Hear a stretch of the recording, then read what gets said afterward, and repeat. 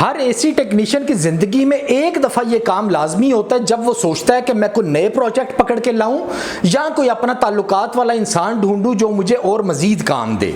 इस सोच के साथ वो निकलता है। निकलने के बाद जब अपने जानने वाले आदमी के पास जाता है जो कि फर्ज कर लें कि FCU का काम कर रहा होता है, उसको जाके बोलता है कि मुझे कोई काम दे दो एक्स्ट्रा ताकि मैं अपनी इनकम बढ़ा सकूं या तरक्की कर सकूं।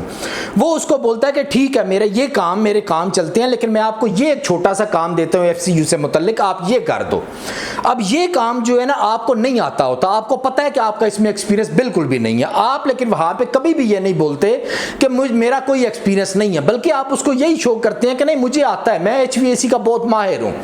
ये बात करके ये तासुर दे के आप वहां से आ जाते हैं और फिर कोशिश करते हैं, सोचते हैं कि किसी तरह ये जॉब मुकम्मल करो या किसी तरह इसको स्टार्ट कर सको, उसकी कोटेशन दे सको। लेकिन क्योंकि आपको वो काम नहीं आता होता तो आपका रवैया थोड़ा सा गलत हो जाता है, अजीब हो जाता है, और काफी ज्यादा टाइम गुजरने के बाद वो जो आदमी होता है ना उसका एतमाद भी आपसे खत्म होता है और उसको भी अंदाजा हो जाता है कि ये इतना काबिल नहीं है, इसको ये काम नहीं आता।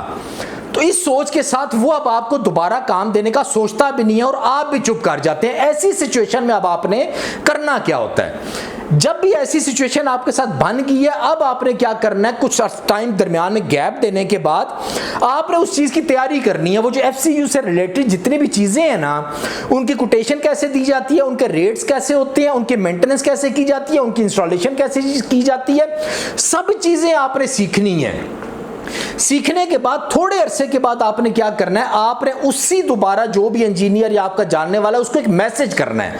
कभी भी उसको आपने फोन नहीं करना, कभी भी उससे जाके मिलना नहीं, आपने उसको मैसेज करना है। सबसे पहले उस मैसेज में आपने ये तासुर देना है कि मेरी प्रिपरेशन नहीं थी, मेरी तैयारी लास्ट ईयर नहीं थी, आपने मेरी मदद करने की कोशिश की, मुझे एक काम दिया लेकिन मैं प्रिपेयर नहीं था, मेरा उसमें इतना ज्यादा एक्सपीरियंस नहीं था, इस वजह से मैं वो जॉब कंप्लीट नहीं कर सका और आपको प्रॉपर तरीके से डील भी नहीं कर सका।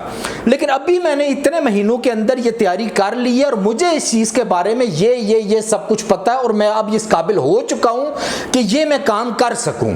तो इस माइंड के सेट के साथ अपनी गलती मानते हुए आपने उसको ये भी जाहिर करना है कि मेरी अब तैयारी भी मुकम्मल है, मेरी ग्रोथ भी अब मुकम्मल है, इसलिए आप दोबारा मुझे एक चांस दें और मुझे आजमाएं कि यकीनन मैं आपकी उम्मीदों पे पूरा उतरूंगा।